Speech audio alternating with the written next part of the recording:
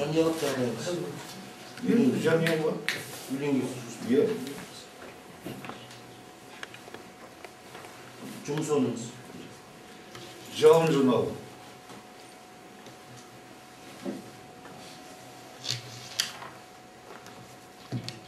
Кім болып жұмыс істейсіз? Кім болып жұмыс істейсіз? Бас редактор.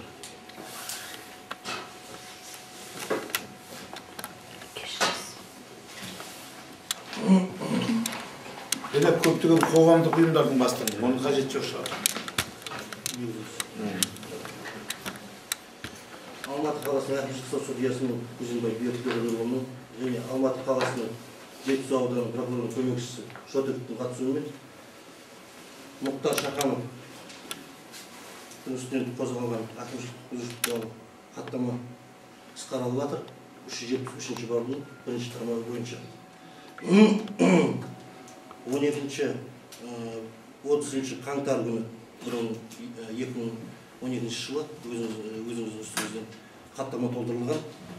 Осы хаттама бойынша өтініш өзіңіздің жөніндегі әкімшілік бұзушылықтарға іс жүргізіп жатқан адам хаттамамен және істік басқа да материалдармен танысу, түсініктеме беру, хаттаманың мазмұны мен рәсімделу жөніндегі ескертулер жасауға, дәлелдемелер көрсетуге сол бойынша өтінішті таныстыңыз ғой? Өтініш бойынша. Иә, таныстым. Қорғаушының немесе қорғаушы болсын, осында қатысып отыр кім? Маржан Аспандиярова. 587 баптың 2-ші тармағы бойынша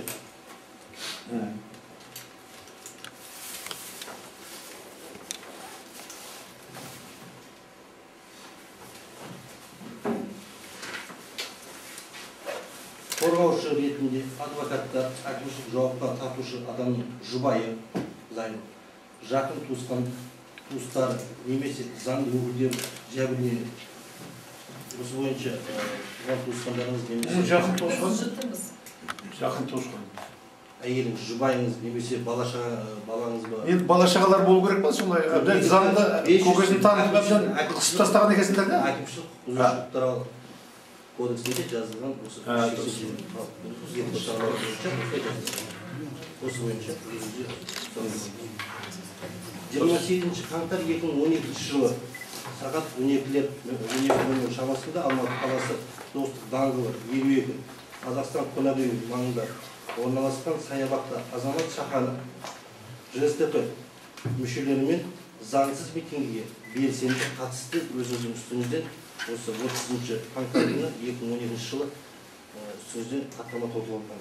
Осы әкімшілік бұзушылық туралы хаттамамен таныстыңыз ба? Осы хаттама бойынша не түсінік бере аласыз?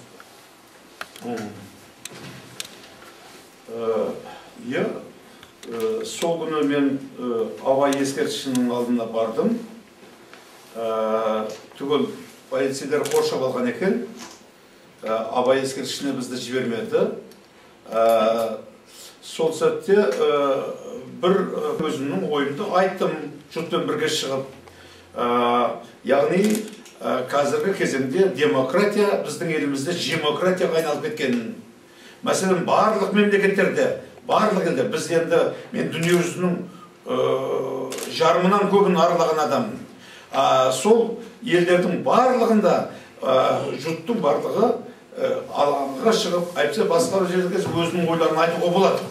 Бізде бір түгел жаңағы қиып тастаған.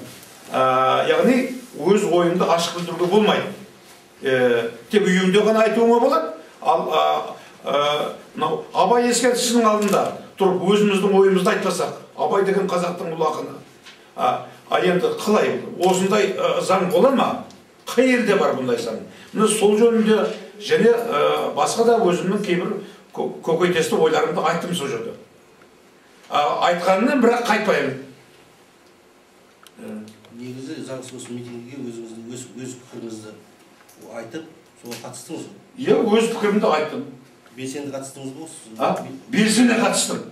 Түсінікті. Прокурор, сұрақтар бар. Азамат Шаханов айтыңызшы. 28 қаңтар 2017 жылы сіз осы Қазақстан сарайының алдындағы саяжайға шықтыңыз ба осы? Шықтыңыз. Белсенді қатыстыңыз. Қатыстым. Тағы да қатысар ма деп болады. Негізі осы митингіге әкімшіліктің, Алматы қаласының әкімшілігі рұқсат берілмеуін ол жағын білесіз бе, білмейсіз бе, соны сізге сұрап Енді оның барлығын біз өзі білеміз, бұнда жиналыстардың талайын өтіп жүргенбіз. Мына кезінде билік Қазақстанды ұлтқа кіргізбекші болған. Сол кезде біз осыған қарсы дауыс көтердік. Мені қолдап 4000 адам бүкіл республика бойынша менімен бірге жатуға тілек білдірмегенде, бүкіл ел сол кезде бізді қолдамағанда, өзіңде Қазақстанды ұлтта отырар едіңдер, мынандай қызметте сен отыра алмадың, сенің орнына басқа бір отыра едік. Көп ұлт мемлекет болатын едік. Бәріміз бір болатын едік. Мен қазақпын деп айтсам жауапқа тартылатын едім. Білдің ба? Сондықтан мен барлық кезде елдің ұлттық мүдде үшін күресіп жүрген адаммын. Бірақ ол күресімді мен еш уақытта тоқтатпаймын. Сұрақтардың басқа сізде? Жоқ. Орныңызға дайынсыз ба? Дайын.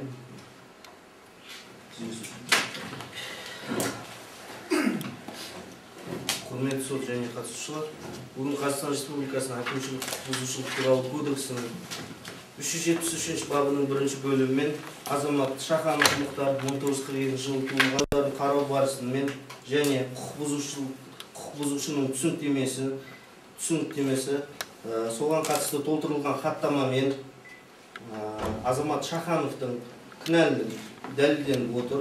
Құрметті сот, және азамат Шахановқа әкімшілік жаза ретінде 15 айлық есептік көрсеткіш ретінде айыппұл салуыңызды сұраймын. Бұл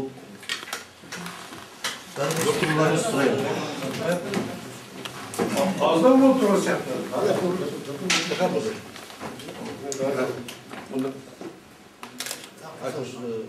Шахан Мұхтар түсініктемесін тыңдай келе, прокурордың қорытындысын тыңдай келе,